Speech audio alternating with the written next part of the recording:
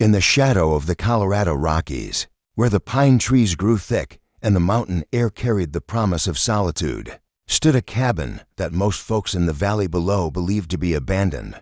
The structure was weathered gray by decades of mountain storms, its windows dark and uninviting, surrounded by an overgrowth of wilderness that seemed determined to reclaim the small clearing where it sat. But the cabin was far from empty. Inside its rough-hewn walls lived Marcus Mack Thornfield, a man of 48 years who had deliberately chosen isolation over the company of his fellow human beings. For 12 years, ever since the events that had shattered his faith in humanity and driven him to seek refuge in the mountains, Mack had lived alone with only his books, his bitter memories, and the ghosts of better times for company. Mack was a large man, standing well over 6 feet tall, with broad shoulders that spoke of years of physical labor before he had retreated to his mountain sanctuary. His dark hair had gone prematurely gray at the temples, and his face bore the kind of lines that came not from laughter, but from pain carefully held in check. His eyes, once a warm brown according to those who had known him in his previous life, had turned cold and distant, reflecting a soul that had withdrawn from the world. The morning that would change everything began like any other in Mack's carefully ordered existence. He rose before dawn, as was his habit, and went through the ritual of preparing coffee and a simple breakfast, while the mountain darkness slowly gave way to the pale light of early autumn. His movements were efficient and economical, those of a man who had learned to waste neither time nor energy on unnecessary actions. Mack's cabin was spartanly furnished, but scrupulously clean. The main room served as both kitchen and sitting area, dominated by a massive stone fireplace that provided heat during the brutal mountain winters. Shelves lined the walls, filled with books that represented his only remaining connection to the intellectual life he had once lived. Engineering texts sat alongside philosophy and literature, remnants of the education and career he had abandoned when he fled to the mountains. As he sat down to his solitary breakfast, Mack allowed his gaze to drift toward the one object in the cabin that served no practical purpose, a framed photograph that sat on the mantelpiece above the fireplace. The image showed a younger version of himself standing beside a beautiful woman with kind eyes and a gentle smile. Between them stood 2 children, a boy of perhaps 8 and a girl who could not have been more than 5, their faces bright with the uncomplicated happiness of childhood. The photograph was all that remained of the family that had once been the center of Mack's world. Sarah, his wife of 10 years, and their children, Michael and Emma, had been taken from him in a single, horrific act of violence that had destroyed everything he had believed about justice, goodness, and the possibility of finding meaning in human existence. Mack forced his attention away from the photograph, as he did every morning, and focused on his coffee and the day's tasks that lay ahead. He had firewood to split, repairs to make on the cabin's roof before winter arrived, and supplies to inventory. The physical work helped keep his mind occupied and his memories at bay, though nothing could entirely silence the voices of loss and regret that haunted his solitude. The sound that interrupted his breakfast was so unexpected, so foreign to the usual silence of his mountain retreat, that at first Mack thought he might be imagining it. But there it was again, the sound of voices, young voices, calling out through the morning air with a desperation that cut through his carefully maintained emotional defenses. "Hello? Is anyone there?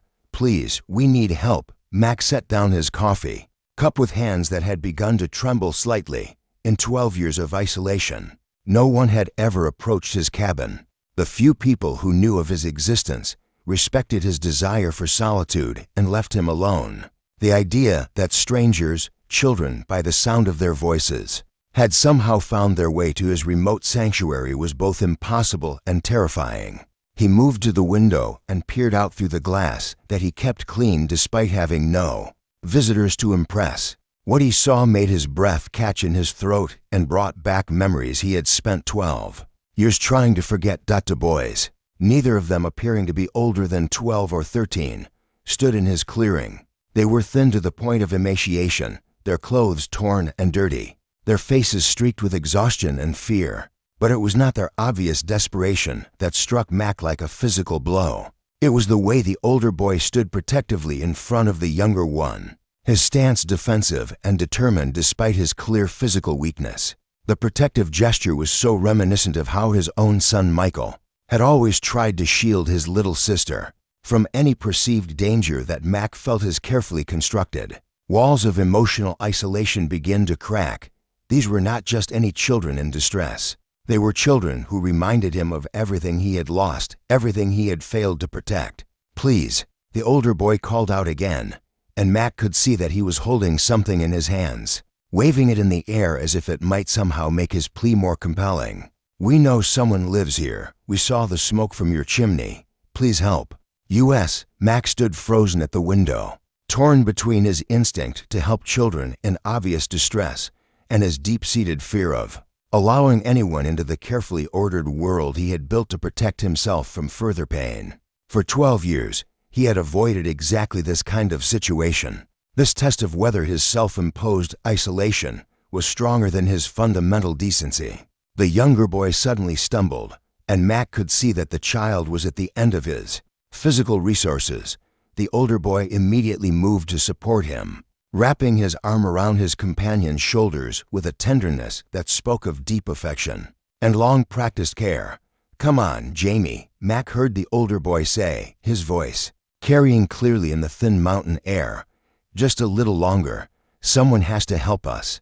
They have to. The name, so close to his own lost son's name, was the final weight that tipped the balance in Mac's internal struggle. Despite every instinct that screamed at him to remain hidden, to protect himself from the pain that always came from caring about others, Mac found himself moving toward the door. His hand rested on the wooden latch for a long moment as he fought the internal battle between compassion and self-preservation. Then the younger boy collapsed completely, falling to his knees in Mac's clearing, and the decision was made for him.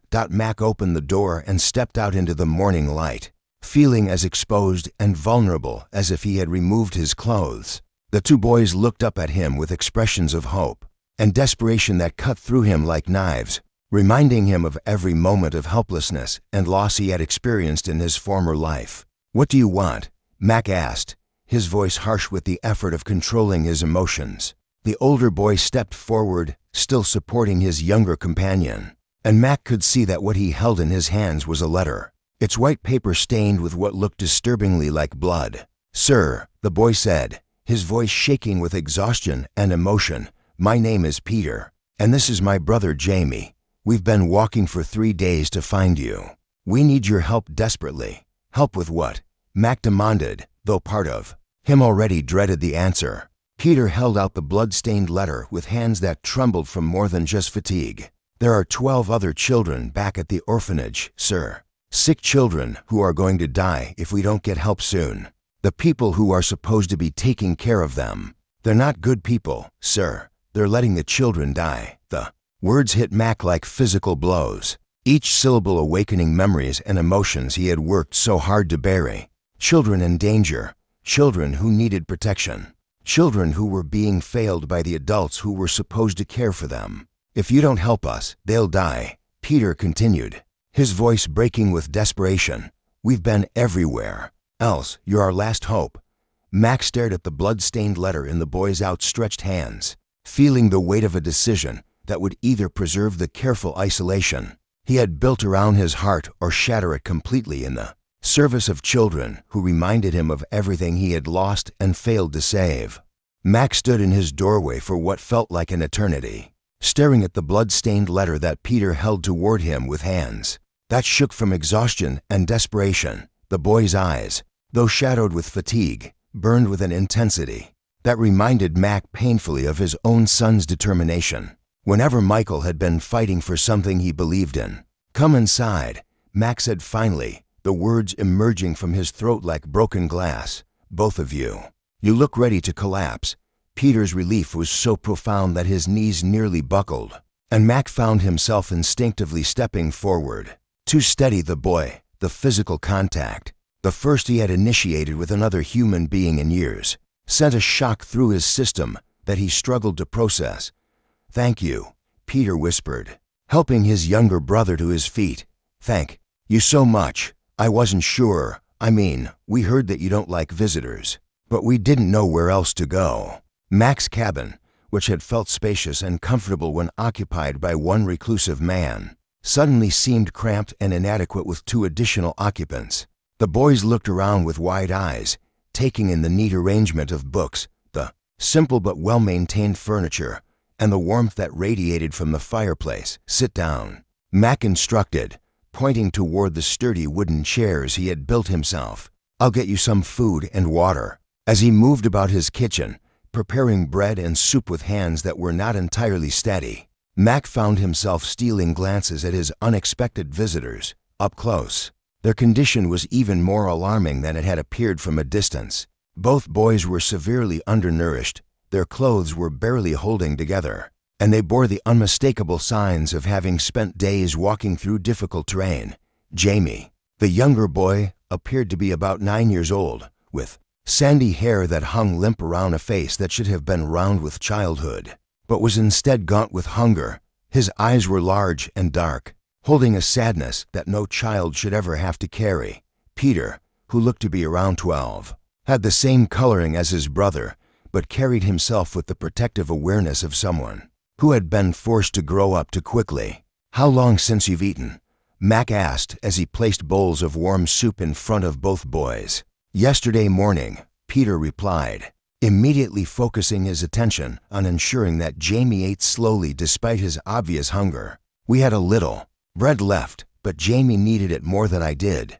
The casual way Peter mentioned his own sacrifice for his brother's welfare hit Mac with unexpected force. It was exactly the kind of selfless love that had existed between Michael and Emma, the kind of sibling bond that Mac had believed was one of the purest forms of human affection. "Tell me about this letter," Mac said, settling into his own chair and forcing himself to look directly at the blood-stained paper that Peter had carefully placed on the table between them. "Tell me about these other children who need help." Peter exchanged a glance with Jamie, as if seeking permission or support for what he was about to reveal. When his brother nodded encouragingly, Peter began to speak in a voice that was steady despite the terrible nature of what he was describing. "We come from the Riverside Orphanage, about 40 miles south of here," Peter began. "It's run by a man named Edgar Grimsby and his wife. On paper, it looks like a proper institution for caring for orphan children. The state sends money, and charitable organizations make donations.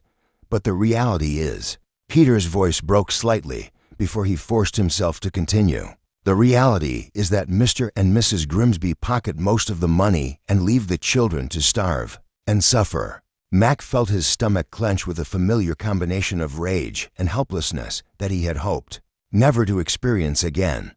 "What kind of suffering? The food is barely enough to keep us alive," Peter continued, his voice growing stronger as he found his rhythm.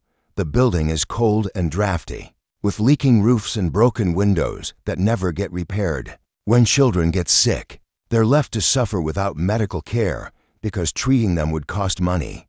Jamie spoke for the first time since entering the cabin, his voice soft but clear. "3 children have died since winter ended, sir. They got sick and just got worse and worse until they couldn't fight anymore." The simple, matter-of-fact way the young boy described the deaths of his fellow orphans made Mac's vision blur, with a rage so intense that he had to grip the edge of the table to maintain his composure. Children dying from neglect, children suffering, while adults profited from their misery. It was a scenario that awakened every protective instinct he had spent 12 years trying to suppress. "This letter," Mac said, pointing to the blood-stained paper. "Where did it come from?" Peter's expression grew even more serious. "It's from our friend Thomas. He's 14, one of the older boys at the orphanage. He tried to sneak out to get help, to find someone who would listen to what's really happening there, but Mr. Grimsby caught him."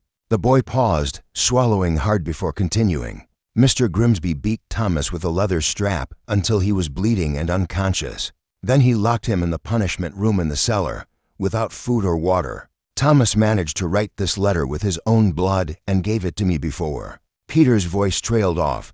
"Before what?" Mac demanded, though he feared he already knew the answer. Before he died, Jamie whispered, tears streaming down his thin cheeks.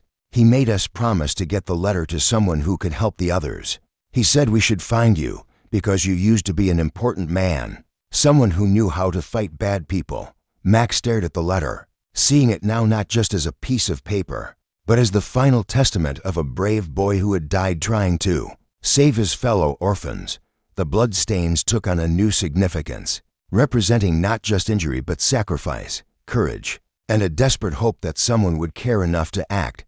"How did you know where to find me?" Mac asked, though his mind was already racing ahead to questions of what could be done and how quickly action could be taken. "Thomas told us," Peter replied. "He said there were stories about a man who used to work for the government, someone who had fought corruption and helped people. He said you lived in the mountains now, and that you were the only person who might have the knowledge and the courage to stop what's happening at the orphanage." The description of his former life, filtered through the desperate hope of dying boy, felt like a mockery of everything Mac had once believed about himself. Yes, he had worked for the territorial government. Yes, he had investigated corruption and fought for justice. But he had also failed when it mattered most, had been unable to protect his own family from the violence and corruption he had spent his career fighting. "What makes you think I can help you now?" Mac asked, his voice rougher than he intended. "What makes you think I'm any different from all the other adults who have failed you?" Peter looked at him with an intensity that seemed far beyond his years. "Because Thomas believed in you. Because you're the only person who didn't turn us away when we asked for help. And because—" The boy hesitated, then continued with quiet conviction, "because you look like someone who understands what it means to lose people you care about." The observation was so perceptive, so accurate, that Mac felt his carefully maintained emotional defenses crumble completely. This child, this desperate, brave, exhausted child, had seen through to the core of his pain and isolation in a way that no adult ever had. Mac reached for the blood-stained letter with hands that were no longer steady. As he unfolded the paper, he could see that it had been written hastily, in a shaking hand that grew progressively weaker as the message continued. The words were simple but devastating. "To whoever finds this letter, my name is Thomas Fletcher, and I am dying in the cellar of the Riverside Orphanage. 12 children are still alive upstairs, but they won't be for long if someone doesn't help them. Mr. and Mrs. Grimsby are stealing the money that's supposed to feed and care for us. They beat us when we complain and lock us away when we try to get help. Please don't let them die like I'm dying. Please don't let our lives mean nothing. The truth needs to be told.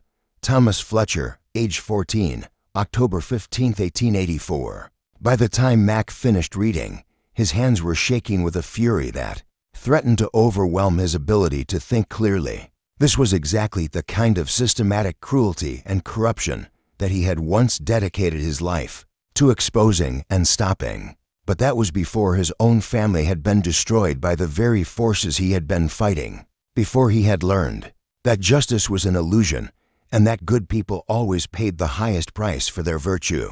"Sir," Peter's voice brought Mac back to the present, to the two boys who were watching him with desperate hope in their eyes. "Will you help us? Will you help the others?"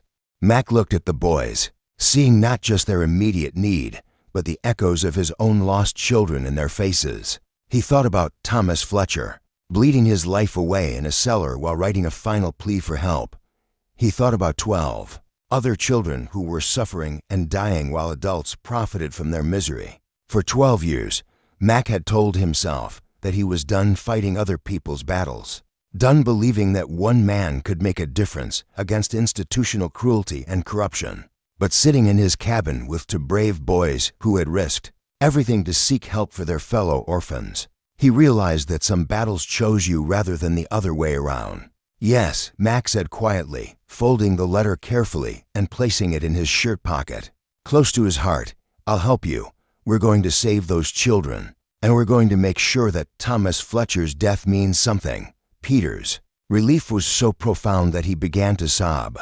Great heaving sounds that spoke of weeks of carried terror and responsibility finally finding release. Jamie moved to comfort his brother, and Mac found himself looking at a tableau of mutual care and support that reminded him of everything he had once fought to protect. The recluse who had spent 12 years hiding from the world was about to re-enter it in the most dangerous way possible. But as he looked at the blood-stained letter and the two brave boys who had carried it to him, Mac knew that he had no choice. Some fights were worth the risk of everything, even a carefully constructed life of protective isolation. The next morning found Mac's cabin transformed from a sanctuary of solitude into a headquarters for what he had begun to think of as a military operation.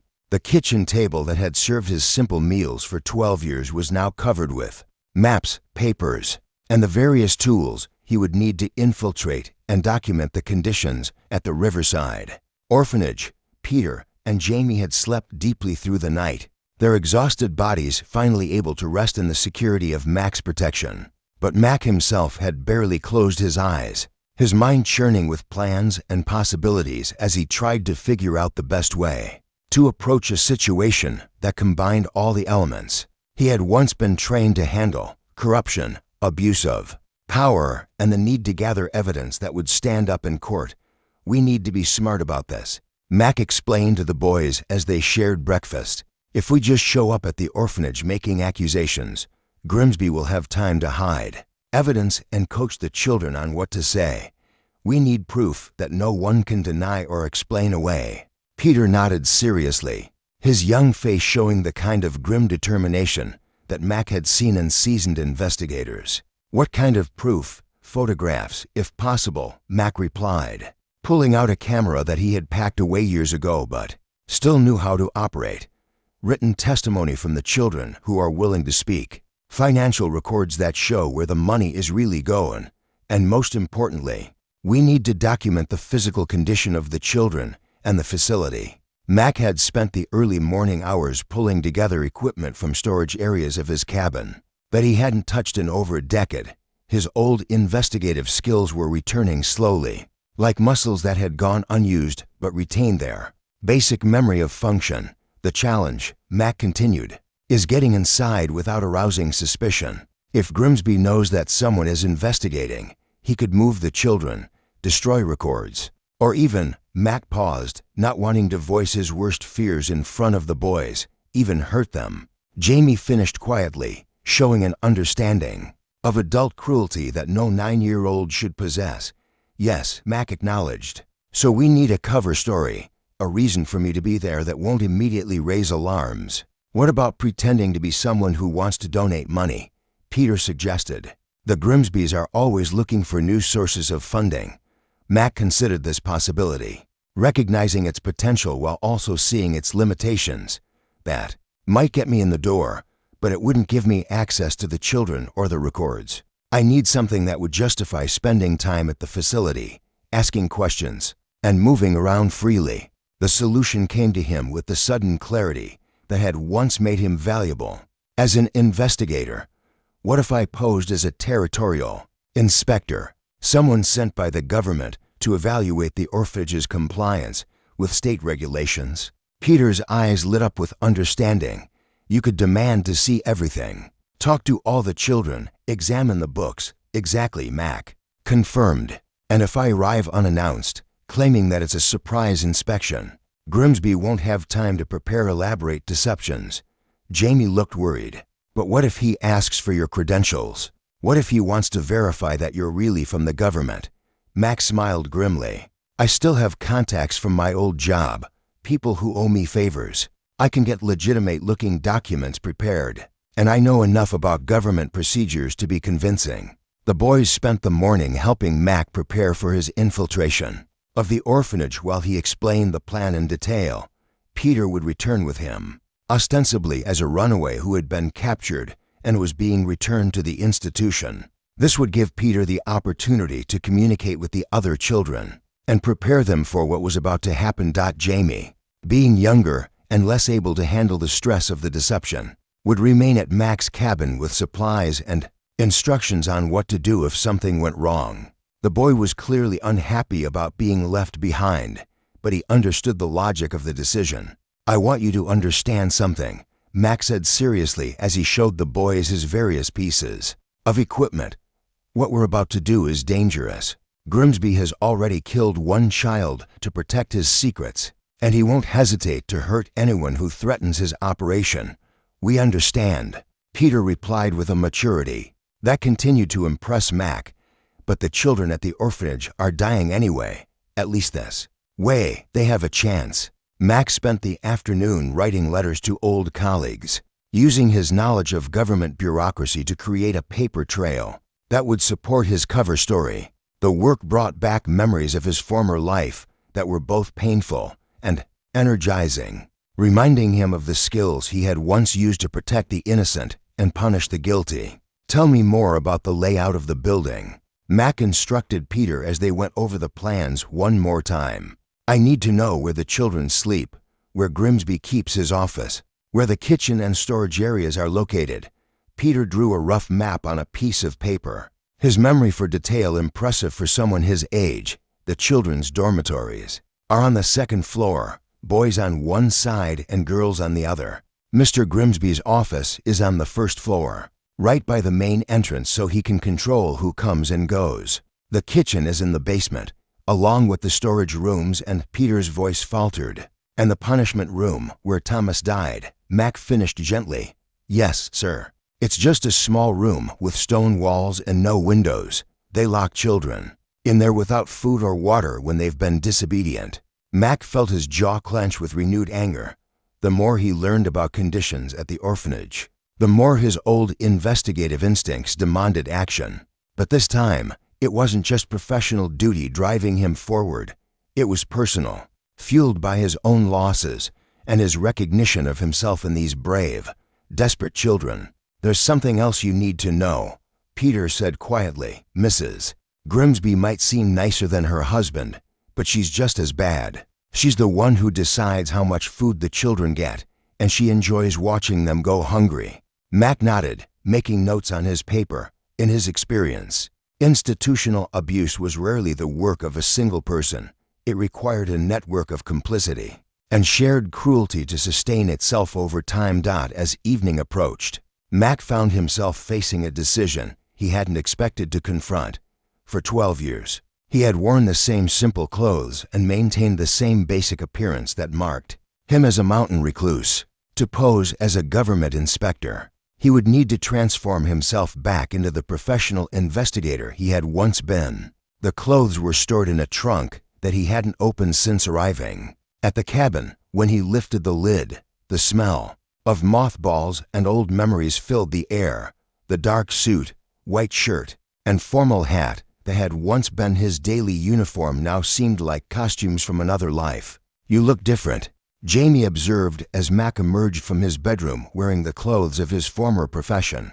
I feel different, Mac admitted. The physical transformation was bringing back aspects of his personality that he had deliberately suppressed. The confidence and authority that had once made him effective at fighting corruption and injustice. Peter studied Mac's new appearance with approval. You look like someone important, someone who expects to be obeyed. That's exactly the impression we want to create, Mac replied. Grimsby needs to believe that I have the power to shut down his operation and send him to prison. Fear will make him careless, and carelessness will give us the evidence we need. That night, as they made final preparations for the journey to the orphanage, Mac found himself thinking about the risks they were taking and the children whose lives hung in the balance. Thomas Fletcher had died believing that someone would come to help the others. Peter and Jamie had risked everything to carry his message to the one person they thought might have the power to act.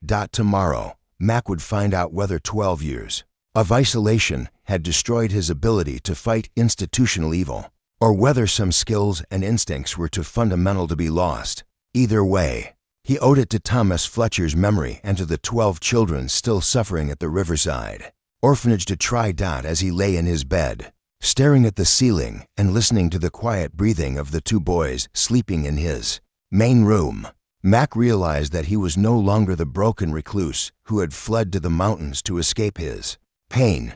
The blood-stained letter and the courage of 2 desperate children had awakened something in him that he had thought was dead forever, the willingness to risk everything in the service of justice. The morning of the infiltration dawned cold and gray, with low clouds hanging over the mountains like a shroud. Mac stood on his cabin porch, dressed in his government inspector's clothes, and carrying a leather satchel filled with official-looking documents and investigative equipment. The transformation from mountain recluse to territorial authority was complete, but inside, he struggled with doubts and fears that 12 years of isolation had not prepared him to handle. Peter stood beside him, wearing clothes that Mac had hastily altered to fit his thin frame. The boy had practiced his role throughout the previous day, learning to act like a subdued runaway being returned to institutional custody, rather than a willing participant in an undercover operation. Jamie watched from the cabin doorway, his young face tight with worry for his brother and the man who had become their unlikely protector. Mac had given him specific instructions about what to do if they didn't return within 3 days, including letters to be delivered to territorial authorities and federal marshals, who might be willing to investigate the situation. Remember, Mac said to Peter as they prepared to mount the horses Mac kept for his rare trips to town. "Once we're inside, you're not my partner anymore. You're a runaway orphan who's been caught and brought back. You need to act scared of me and eager to get back to your fellow children." "I understand," Peter replied, though his voice carried a tremor that was only partly an act. Despite their careful planning, they were walking into a situation where discovery could mean death. The ride to the riverside orphanage took most of the morning, following mountain trails that gradually descended toward the more settled valleys where institutions and towns clustered along the few decent roads. As they traveled, Mac found his old investigative instincts sharpening, his senses alert to details that might prove important later. The orphanage, when it finally came into view, was even worse than Mac had imagined based on Peter's descriptions. The building was a 3-story brick structure that might once have been impressive, but years of neglect had left it looking more like a prison than a home for children. Windows were broken and boarded up, the roof sagged in several places, and the surrounding grounds were littered with debris and overgrown with weeds. "It's worse than I remembered," Peter whispered, his act of being a frightened runaway becoming more convincing as they approached the building. Mac felt his stomach clench with anger at the sight of such obvious neglect of a facility that was supposed to care for vulnerable children. This level of decay didn't happen overnight. It was the result of years of deliberate indifference to the welfare of the orphans who lived here. "Stay close to me and remember your role," Mac murmured to Peter as they dismounted in front of the main entrance. "And be ready to get word to the other children when you can do so safely." The front door of the orphanage was answered by a thin, sour-faced woman who could only be Mrs. Grimsby. She looked to be in her 40s, with graying hair pulled back in a severe bun and clothes that, while simple, were far better quality than anything Mac had seen on the 2 boys who had sought his help. "What do you want?" Mrs. Grimsby demanded, her tone hostile and suspicious. Mac drew himself up to his full height and assumed the authoritative manner that had once made him effective in his government role. "I am Inspector William McCarthy from the Territorial Office of Child Welfare. I'm here to conduct an unscheduled inspection of this facility." Mrs. Grimsby's face went pale, and Mac could see her mind racing as she tried to figure out how to handle this unexpected development. "An inspection, but we weren't notified. These things are supposed to be arranged in advance." "That's exactly why they're called unscheduled inspections, madam," Mac replied coldly. "The purpose is to observe the facility as it normally operates, not as it's prepared for official visits." Mac pulled out his forged credentials and held them out for Mrs. Grimsby's inspection, noting with satisfaction that her hands shook slightly as she examined the official-looking documents. "I also have here a runaway from your institution," Mac continued, indicating Peter with a gesture that managed to be both dismissive and protective. "The boy was found wandering in the mountains and has been returned to your custody." Mrs. Grimsby's eyes narrowed as she looked at Peter, and Mac could see recognition dawning in her expression. "Peter Walsh," she said with a voice like ice, "we've been wondering where you disappeared to." Peter shrank back against Mac, his performance of fear and submission convincing enough to satisfy Mrs. Grimsby's expectations. "I'm sorry, ma'am," he whispered. "I just wanted to find help for the others. Some of them are really sick."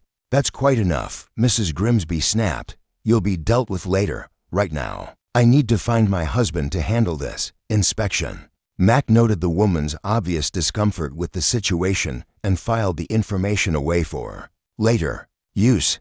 People who were running honest operations didn't react with such alarm. 2 unscheduled official visits.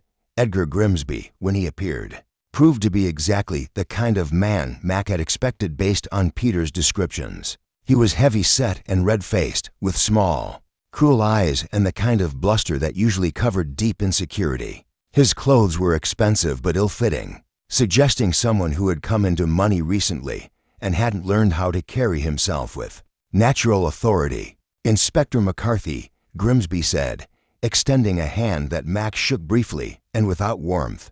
This is quite a surprise. We pride ourselves on maintaining the highest standards here. But I'm sure you'll find everything in order, Mac allowed, a slight smile to cross his face, the kind of expression that had once made corrupt officials very nervous.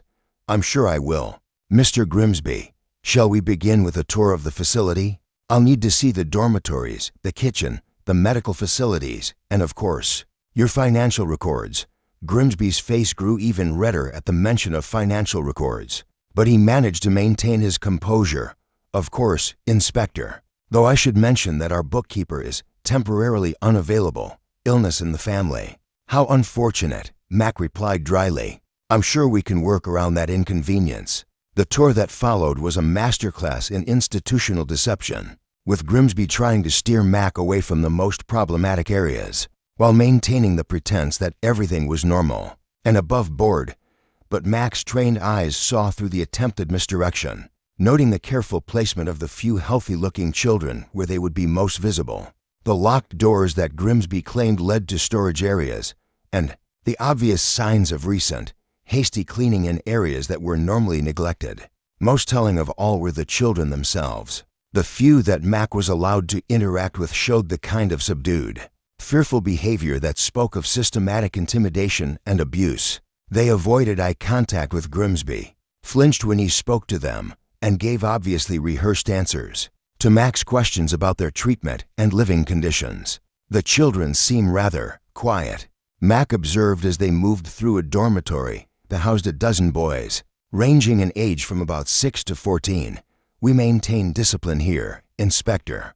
Grimsby replied with obvious pride. These children come from difficult backgrounds, and they need structure and consequences to learn proper behavior. Mac nodded as if he approved of this philosophy, while internally cataloging the evidence of neglect and abuse that surrounded them. The dormitory was cold despite the autumn weather.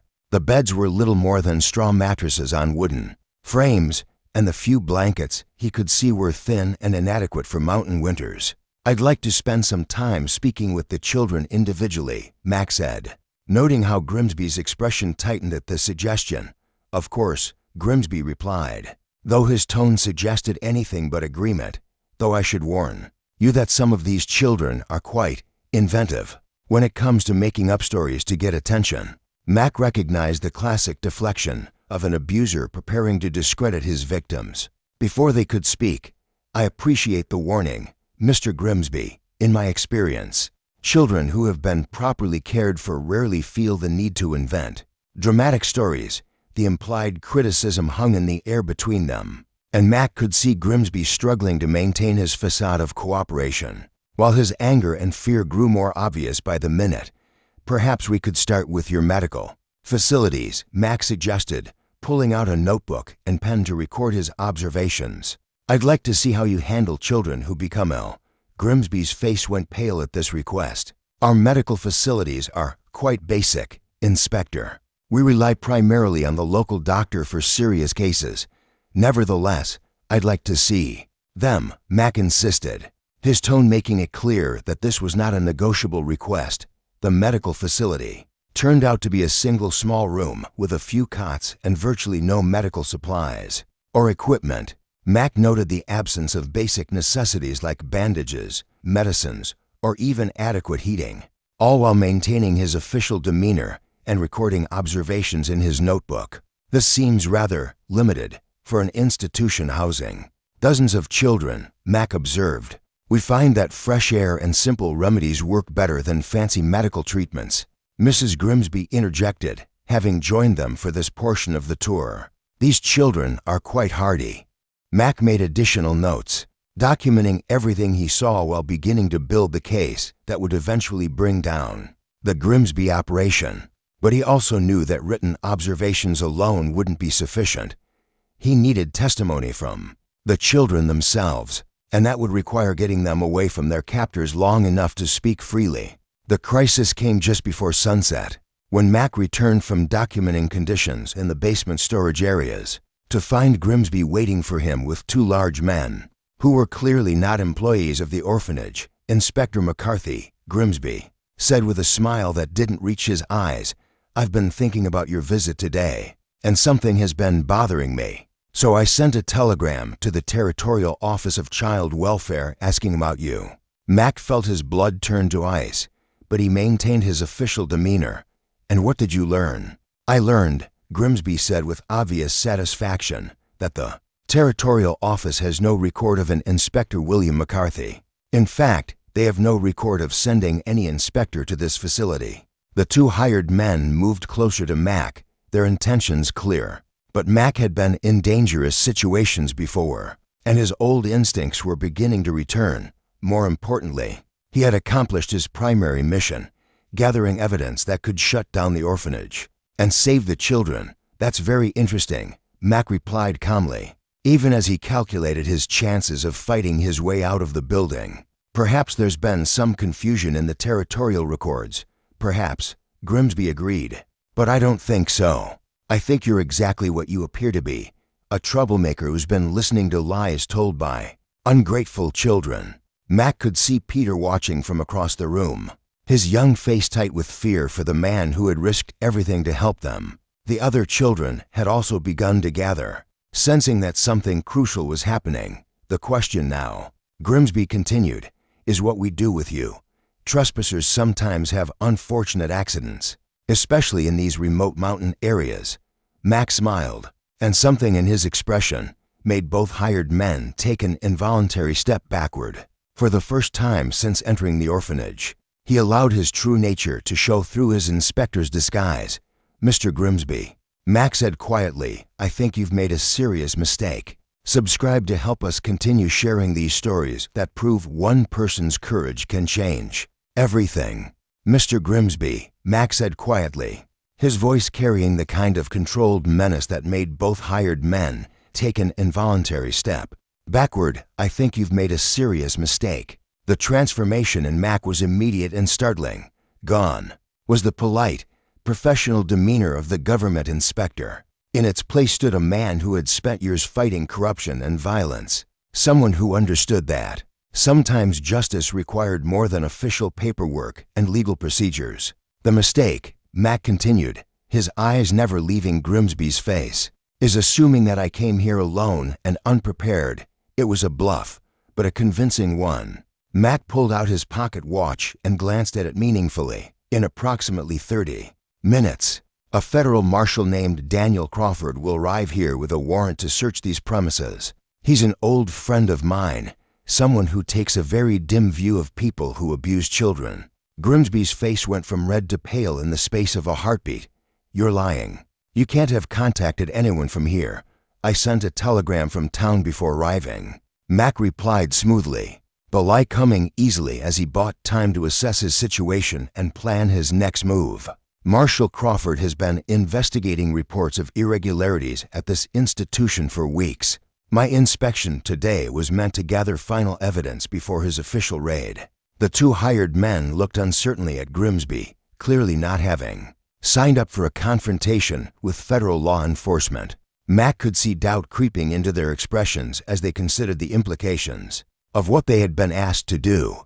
"Even if that's true," Grimsby said, though his voice lacked its earlier conviction, "it doesn't matter. There won't be any evidence for him to find, and there won't be any witnesses to testify against us." The threat was clear, and Mac felt his blood run cold as he realized that Grimsby was prepared to kill not just him, but potentially all the children who could expose the truth about the orphanage's operations. "You can't kill everyone," Mac said, though he was acutely aware of how isolated they were and how little protection the children would have if Grimsby decided to eliminate all potential witnesses. Can't I? Grimsby replied with a smile that chilled Mac to the bone. Orphanages are dangerous places. Fires happen. Children die in accidents. It's tragic, but these things occur. The casual way Grimsby discussed murdering a dozen children confirmed Mac's worst fears about the man's complete lack of conscience or humanity. This wasn't just about covering up abuse and neglect. Grimsby was prepared to commit mass murder to protect his criminal enterprise. Peter, who had been listening to this exchange with growing horror, suddenly spoke up from across the room. "You're wrong about something, Mr. Grimsby." All eyes turned to the boy, who stood with the kind of quiet courage that reminded Mac painfully of his own lost son. "What's that, you little brat? You said there wouldn't be any witnesses," Peter replied, his voice steady despite the obvious danger he was placing himself in. "But we already have witnesses, and evidence, and people who know the truth about what happens here." Grimsby's expression darkened with rage. What are you talking about?" Peter looked directly at Mac, and in that moment, Mac understood that the boy was about to reveal something that would change the entire dynamic of their situation. "Before we left to find Mr. Mac," Peter said clearly, "we wrote down everything that happened here, all the children who died, all the beatings, all the times you locked us in the cellar without food. We hid copies of everything in places you'll never find them. You're lying."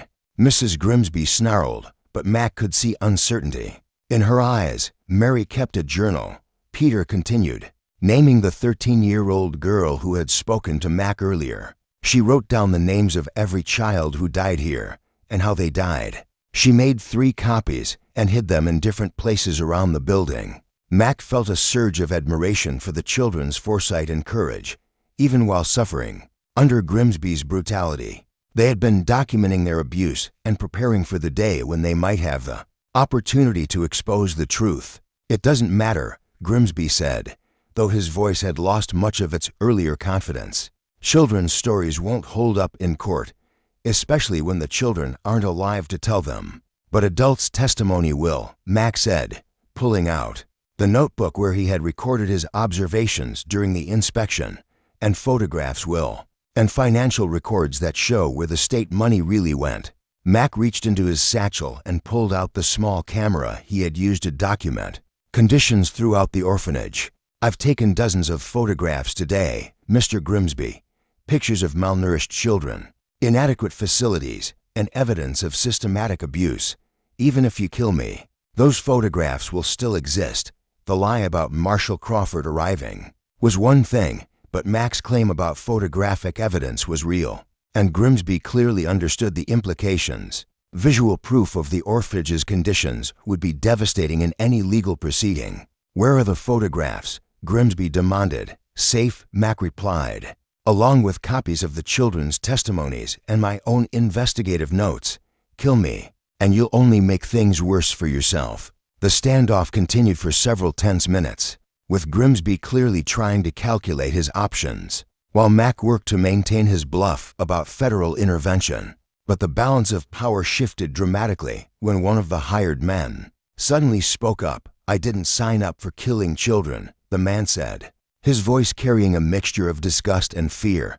"You said this was about removing a troublemaker, not committing mass murder." "You'll do what you're paid to do," Grimsby snarled.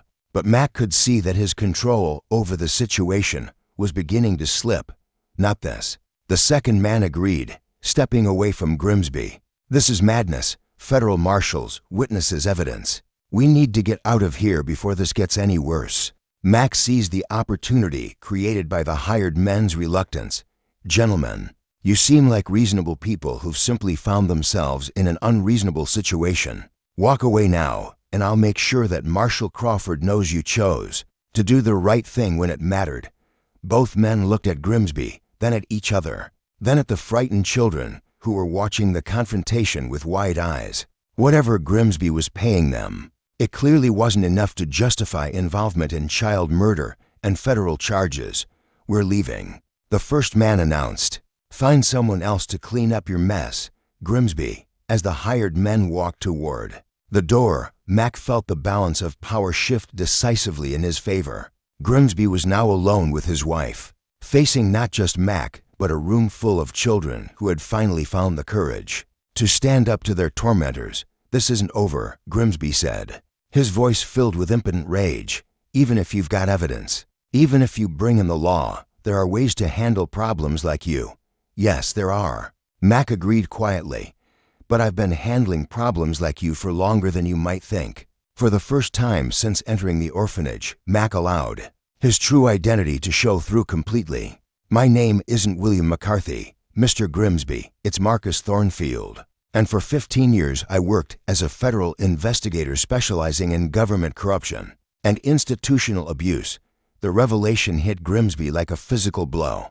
Mac could see recognition dawning in the man's eyes as he realized that his opponent wasn't just some random troublemaker, but a professional with both the skills and the connections to destroy him completely. "You may have heard of me," Mac continued. "I was the one who brought down the territorial prison scandal in New Mexico. I exposed the orphanage corruption ring in Arizona. I sent 3 territorial officials to federal prison for embezzling funds meant for Native American children." Each example was real, part of Mac's actual history before his family's death had driven him into isolation.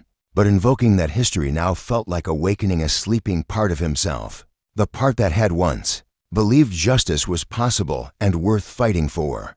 "The difference between those cases and this one," Mac said, his voice growing colder with each word, "is that this time it's personal. You killed a brave boy named Thomas Fletcher. You've tortured and murdered other children, and you threatened to kill witnesses in front of me." Mac stepped closer to Grimsby, close enough that the shorter man had to look up to meet his eyes. "I've spent 12 years hiding from the world, Mr. Grimsby, but you've reminded me of who I used to be and why. That work mattered." The sound of horses approaching outside broke the tension of the moment, and Mac felt his heart skip as he realized that his bluff about federal intervention might be about to become reality. Through the window, he could see riders approaching the orphanage, and the lead rider was wearing what looked like a badge. Expecting company, Mac asked Grimsby with a smile that was entirely genuine. The man's face had gone ashen as he realized that Mac's claims about federal involvement might not have been lies after all. As the riders dismounted outside, Mac heard a familiar voice calling out with unmistakable authority, "This is Marshal Daniel Crawford, United States Federal Marshal.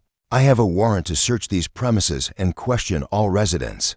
Mac's bluff had become reality in the most unexpected way possible, either through coincidence or through intervention by some of his old contacts who had received his letters. Actual federal law enforcement had arrived at exactly the moment when it was most needed. As the door to the orphanage burst open and armed marshals flooded into the building, Mac looked around at the children who had finally found their voices and their courage. Peter stood tall despite his youth, no longer cowering, but proud of the role he had played in bringing justice to their oppressors. The other children were gathering around him, their faces showing hope for the first time in years. The fight for truth was far from over, but the tide had finally turned in favor of the innocent. Marshal Daniel Crawford proved to be exactly the kind of federal lawman that Mac remembered from his days as a government investigator, competent, thorough, and completely intolerant of anyone who harmed children. A tall, lean man with graying hair and steel blue eyes, Crawford took one look at the conditions inside the Riverside orphanage and immediately understood that he was dealing with a criminal enterprise rather than a simple case of administrative negligence. "Marcus Thornfield," Crawford said when he saw Mac, his expression showing both surprise and satisfaction. "I should have known you'd be involved in something like this. We got your letters about corruption in territorial institutions, and when we started investigating, this place kept coming up in our inquiries." Mac felt a surge of relief and vindication. His decision to reach out to old contacts had paid off, bringing legitimate federal intervention at exactly the moment when it was most needed. "Marshal Crawford," Mac replied formally, "I'm glad you're here. The situation is worse than anything we described in the correspondence." Crawford nodded grimly as he surveyed the assembled children, taking in their obvious malnutrition and the fear that still lingered in their eyes despite the arrival of help. "I can see that. We'll need complete statements from all the children, photographic documentation of conditions, and a thorough examination of financial records. The next several hours were a whirlwind of official activity as Crawford's team of deputy marshals and investigators took control of the orphanage and began the painstaking process of documenting evidence and recording testimony. Mac found himself serving as both witness and unofficial consultant, his knowledge of investigative procedures proving invaluable in ensuring that nothing important was overlooked. The Grimsbys, meanwhile, had been arrested and shackled, their protestations of innocence falling on deaf ears as the evidence against them mounted. Mrs. Grimsby's composure had cracked completely when she realized the full scope of the federal investigation, and she had begun trying to shift all blame onto her husband while claiming that she had been forced to participate in the abuse. "I was afraid of him," she sobbed to Deputy Marshal Williams, who was taking her statement. "He threatened to hurt me if I tried to help the children. I wanted to do something, but I was too scared." Mac listened to this performance with disgust, remembering Peter's description of how Mrs. Grimsby had enjoyed watching the children go hungry and had been actively involved in decisions about punishment and discipline. "That's not true," said Mary, the 13-year-old girl who had kept the secret journal documenting conditions at the orphanage. "Mrs. Grimsby was the one who decided how much food we got. She used to say that hungry children were more obedient children." Mary's testimony, delivered with quiet courage in front of several federal officials, effectively destroyed Mrs. Grimsby's attempt to portray herself as another victim of her husband's cruelty. The girl's journal, when it was retrieved from its hiding place, provided a detailed record of abuse that would be devastating in any courtroom. Peter, meanwhile, had been reunited with his brother Jamie, who had been brought from Mac's cabin by one of Crawford's deputies. The reunion between the two boys was tearful and joyful, with Jamie clinging to his older brother while Peter assured him that their nightmare was finally over. "You did it," Jamie whispered to Peter as they sat together in what had once been the orphanage dining hall. "You found someone who could help us, just like Thomas said you would." The mention of Thomas Fletcher brought a moment of quiet reflection to the room. The boy's sacrifice had not been in vain. His blood-stained letter had ultimately led to the rescue of his fellow orphans and the destruction of the criminal enterprise that had caused his death. "We need to talk about what happens next," Crawford said to Mac as the initial evidence gathering was completed. "These children can't stay here, obviously, but finding proper placement for 12 traumatized orphans isn't going to be simple." Mac had been thinking about this problem ever since the rescue operation had begun. "What about temporary placement with local families while more permanent arrangements are made? Some of these children have been together for years. Separating them completely would just add to their trauma." "That's a possibility," Crawford agreed. "But we'd need to find families willing and able to take them in, and we'd need to ensure proper screening to avoid placing them in another harmful situation." The solution came from an unexpected source, the children themselves. As word of the orphanage's closure spread through the local community, families began arriving to offer help and support. Some came out of simple charity, others because they had heard rumors about conditions at the institution and wanted to do something to help. Among the volunteers was Dr. Sarah Mitchell, a widowed physician from the nearby town of Cedar Falls, who had been looking for a way to use her medical skills and comfortable home to help children in need. When she learned about the situation at the orphanage, she immediately offered to take in several of the children while they recovered from their ordeal. "I have a large house and plenty of room," Dr. Mitchell explained to Crawford. "More importantly, I have the medical knowledge to help these children recover from the physical and emotional damage they've suffered." Other local families stepped forward with similar offers, creating a network of temporary homes that would allow the children to begin healing while permanent arrangements were made. Mac was particularly moved when Peter and Jamie asked if they could stay with him at his mountain cabin, at least temporarily. "Are you sure about that?" Mac asked the boys. "My cabin is pretty isolated, and after everything you've been through, you might prefer to be around other people." "Mr. Mac," Peter said seriously, "you saved our lives. You're the first adult who ever kept a promise to us, if you're willing to have us. There's nowhere else we'd rather be." The request stirred emotions in Mac that he had kept buried for 12 years. The prospect of having children in his home again, of taking responsibility for their welfare and development, was both terrifying and appealing. "We'll need to make it official through proper channels," Crawford said when Mac mentioned the boy's request. "But given your background and your role in exposing this situation, I think the territorial authorities would be very receptive to approving a formal guardianship arrangement." As the federal investigation continued over the following days, the full scope of the Grimsby's criminal enterprise became clear. Financial records showed that they had stolen thousands of dollars meant for the children's care, using the money to fund their own comfortable lifestyle, while leaving the orphans to subsist on the bare minimum needed to prevent immediate starvation. Even more damning was the discovery of documents showing that the Grimsbys had been falsifying reports to state authorities, claiming that children who had died from neglect had been successfully placed with adoptive families. This fraud had allowed them to continue collecting state funding for children who were already dead. Adding theft to their list of crimes, they'll be facing federal charges for fraud, embezzlement, and civil rights violations, Crawford explained to Mac as they reviewed the evidence.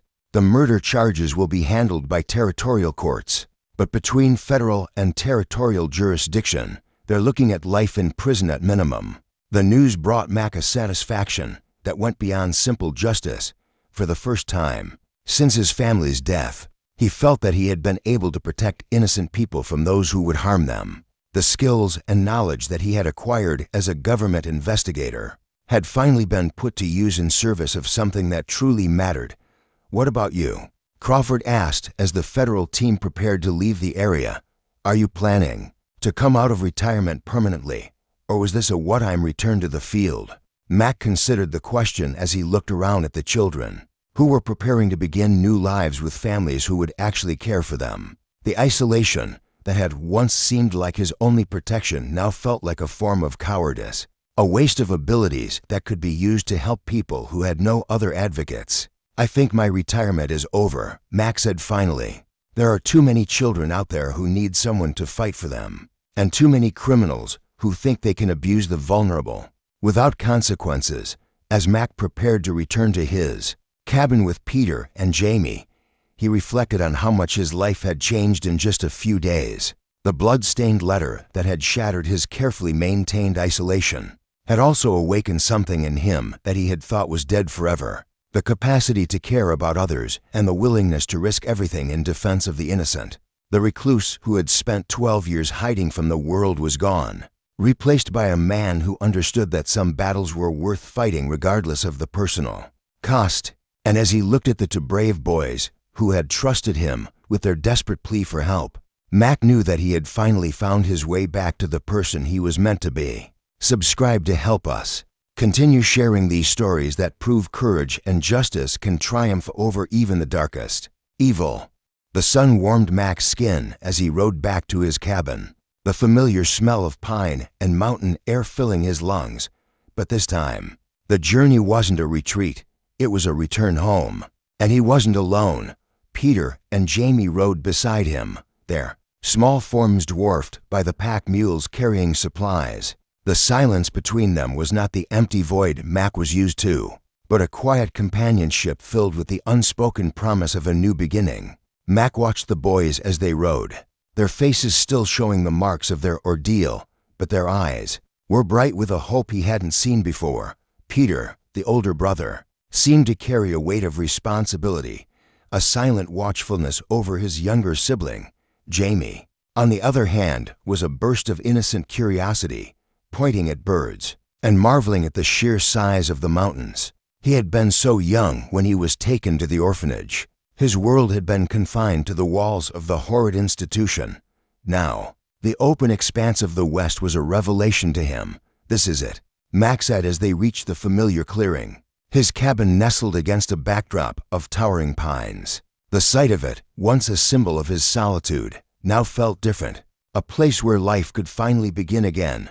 Peter and Jamie dismounted, their eyes wide as they took in the simple log cabin, the neat stacks of firewood, and the stone fireplace. "It's so quiet," Jamie whispered, a look of wonder on his face. "It's peaceful," Peter corrected, his voice full of a quiet reverence.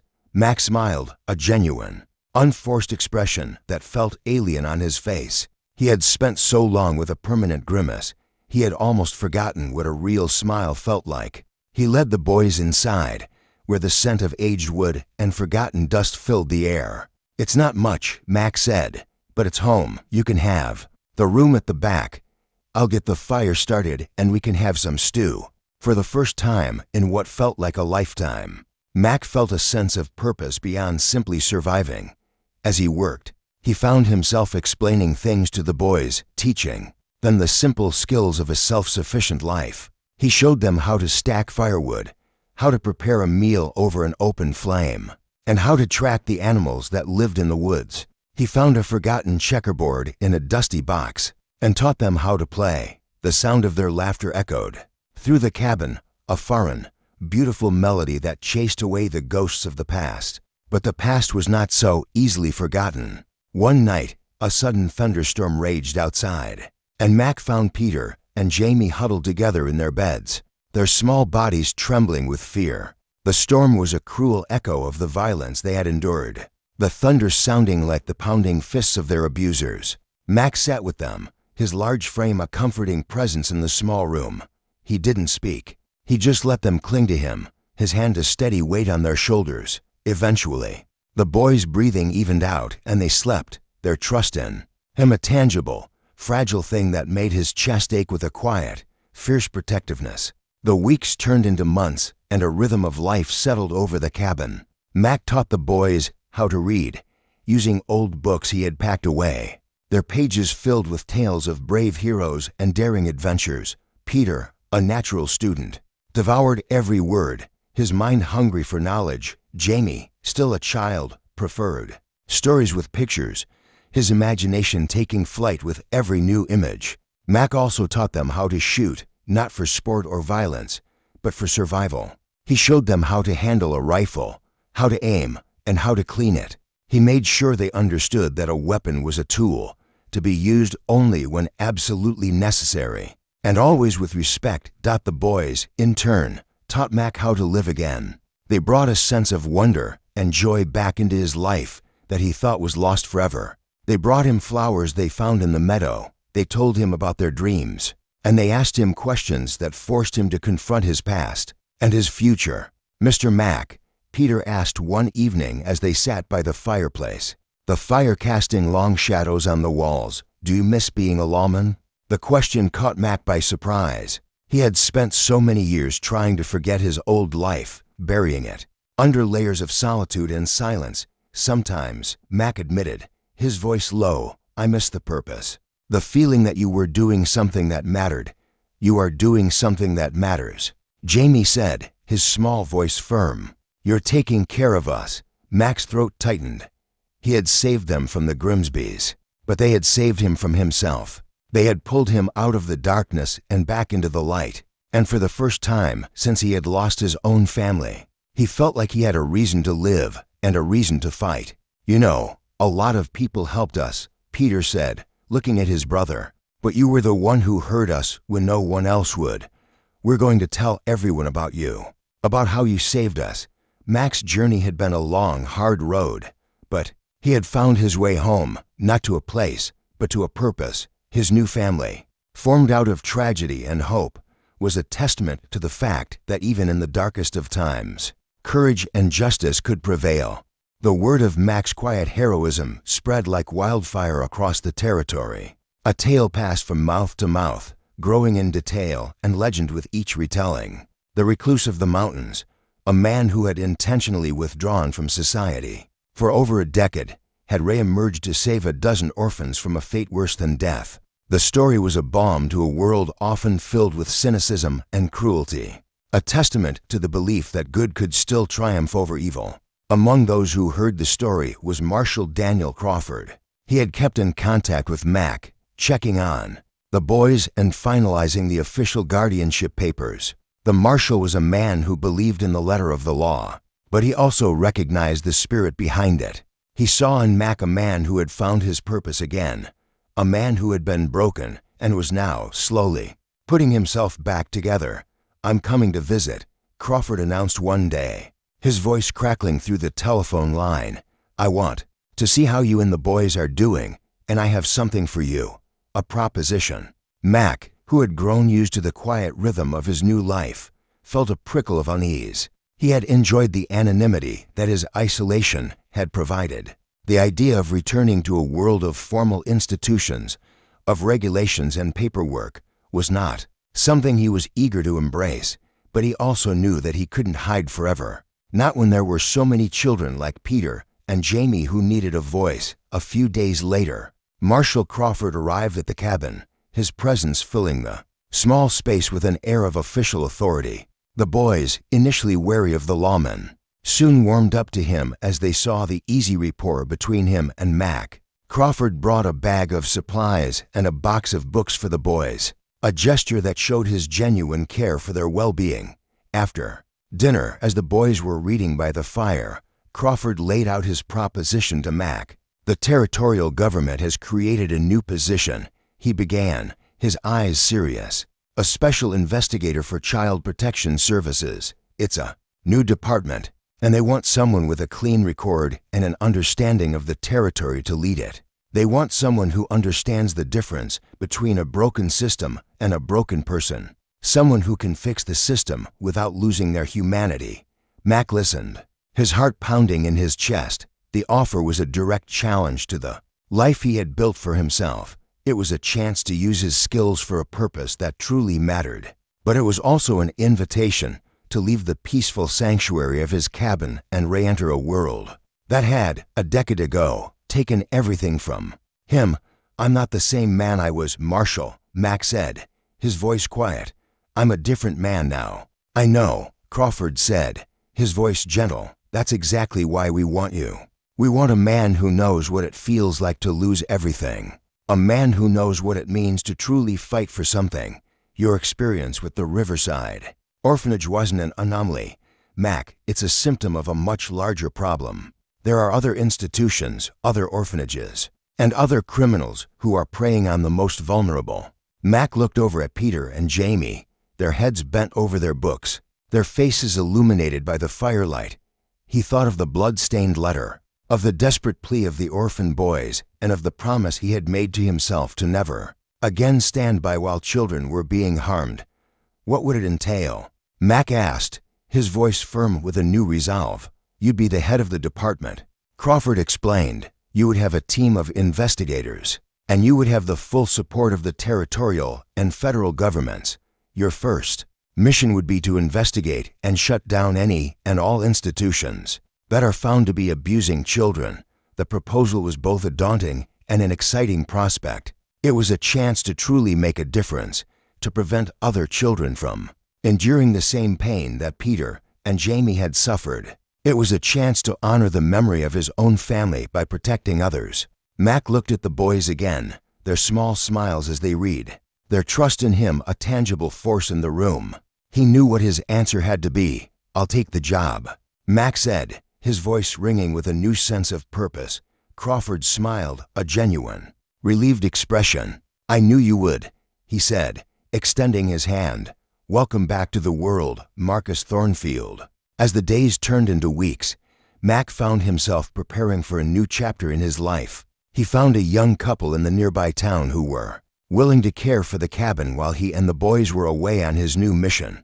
He packed his bags, his old lawman's badge sitting at the bottom of the duffel bag, a reminder of the man he once was and the man he was becoming again. The boys, though initially hesitant to leave the peace of their new home, were excited at the prospect of adventure. They were no longer the frightened orphans of the Riverside orphanage, but the brave young men who had faced down a monster and won Dot as they rode out of the clearing. Mac looked back at the cabin, a peaceful haven he had found and then willingly left. He was no longer a recluse, but a guardian, a father, and a protector. His purpose was clear, and his path was set. He was going to fight for the children who couldn't fight for themselves, and he was going to make sure that no other child had to send a blood-stained letter to be saved. The long road ahead was daunting, But he had to brave young men by his side, and that was all the strength he needed.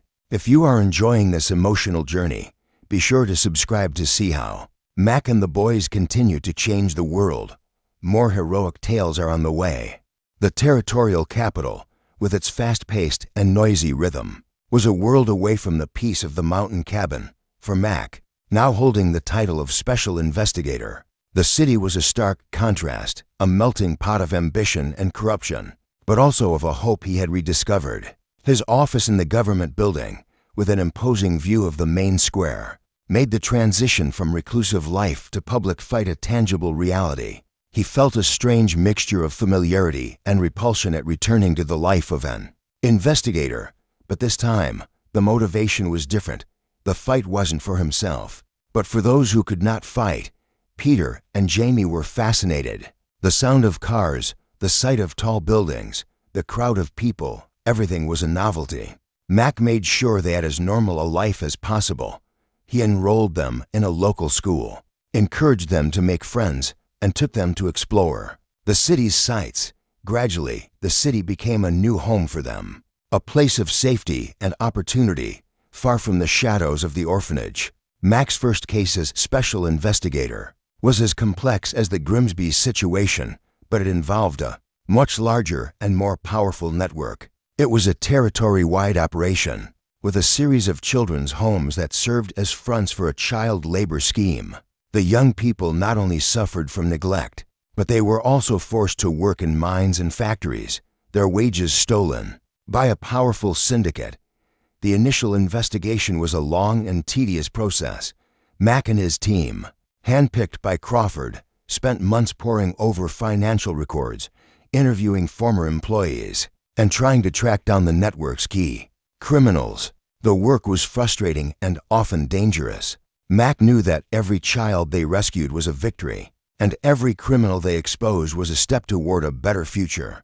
As the investigation progressed, Mac became a respected figure in the territorial government. He was known for his quiet determination, his unwavering integrity, and his fierce loyalty to the children he was sworn to protect. He earned the trust of law enforcement agencies across the territory, and his team became a model for how a government institution could truly serve its people.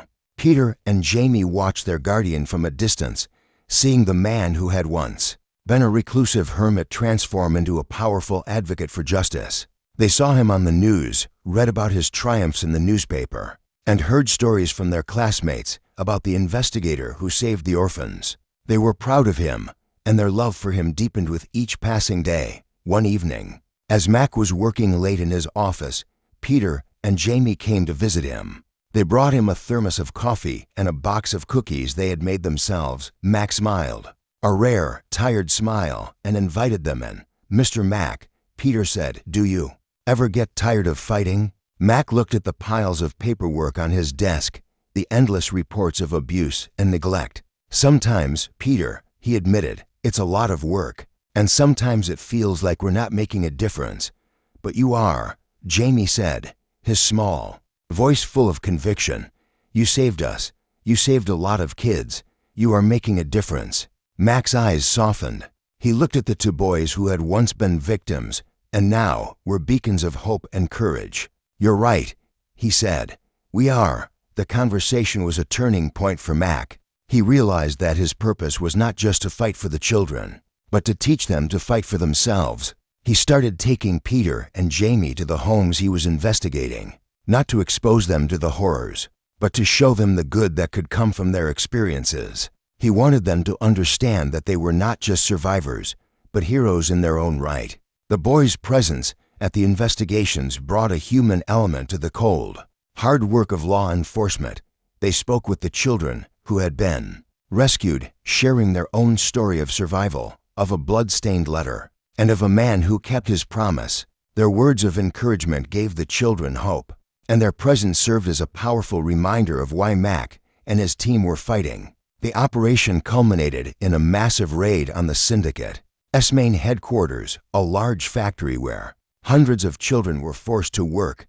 The raid was a success, and the children were all rescued and placed in temporary, loving homes. The criminals, including the syndicate's powerful leader, were arrested and faced charges that would put them away for life. As Max stood amidst the chaos of the factory, a sense of quiet satisfaction filled him. He looked at the children, their faces thin and pale, but their eyes no longer filled with fear. He saw a glimmer of the same hope that had shone in Peter's eyes on the day they had first met. He knew that the fight was far from over, but he also knew that they had made a difference, one life at a time. The victory was not just his. It belonged to the children, to Peter and Jamie, and to the boy named Thomas Fletcher, whose last act had set this all in motion.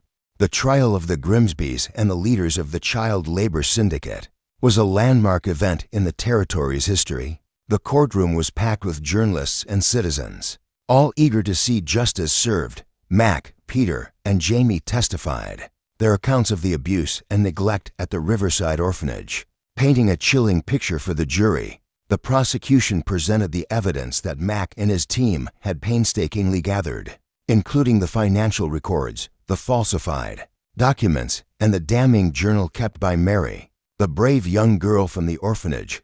The Grimsbys, once so powerful and cruel, were reduced to pathetic figures. Mr. Grimsby was defiant, but his protestations of innocence were a hollow echo against the weight of the evidence. Mrs. Grimsby, meanwhile, had completely broken down. Her attempts to blame her husband and portray herself as a victim falling apart under cross-examination. The jury returned a verdict of guilty on all counts. The Grimsbys and the syndicate leaders were sentenced to life in prison, their reign of terror finally over. The news was met with a wave of relief and celebration across the territory. The people had seen that justice could be served, and that no one was above the law. After the trial, Mac, Peter, and Jamie returned to their mountain cabin for a much-needed rest. They sat on the porch, watching the sun set over the mountains, the silence a welcome change from the noise of the city. "What happens now, Mr. Mac?" Jamie asked, his voice soft. Mac looked at the two boys, his heart filled with a love he never thought he would feel again. He had come to see them not just as his wards, but as his sons. He had a family again, a family forged not by blood, but by a shared history of pain and a common future of hope. "We keep fighting," Mac said, his voice firm but gentle. "The work is not over. There are more children who need our help. But for now, we rest. We enjoy this peace. We are a family, and we have a home." The boys smiled, and for a moment, the three of them were a perfect picture of contentment. The cabin, once a symbol of Mac's isolation, was now a beacon of a new beginning. Mac's work as special investigator became a permanent position. He continued to lead his team, traveling across the territory, shutting down corrupt institutions and bringing criminals to justice. His reputation grew, and he became a legend, the man who had left the world and returned to save it. As for Peter and Jamie, they grew into fine young men, raised with the knowledge that even in the darkest of times, there is always hope. They never forgot the lessons they learned from their time in the orphanage, and they used their experiences to help others. Peter went on to become a teacher, dedicating his life to educating children and ensuring that every child had the opportunity to learn and grow. Jamie, inspired by Mac's work, became a lawman, fighting for justice and protecting the vulnerable. The story of the blood-stained letter, of the recluse who answered a desperate plea, and of the two orphan boys who started a revolution, became a tale passed down through generations. It was a story of courage, of hope, and of the power of one person to change the world. Mac, old and gray, would often sit on his porch, watching his two-grown sons, now men with families of their own, as they played with their children in the same clearing where he had first brought them. He would smile, a deep, contented smile, knowing that his life, once a tragedy, had become a testament to the enduring power of love and redemption. His past had almost destroyed him, but it had also led him to his purpose, and to the family he had lost and then found again. As the sun set on his life, Mac's final thought was of a blood-stained letter, a desperate plea, and the two brave boys who had given him a reason to live again. The recluse was gone, but the hero, the father, and the guardian lived on, his legacy a beacon of hope for all those who had been forgotten. The story ends, but the spirit of courage and justice lives on. This is the end of our story, If you want to hear more stories that show how the good can win against evil and how courage can change lives, please subscribe to our channel.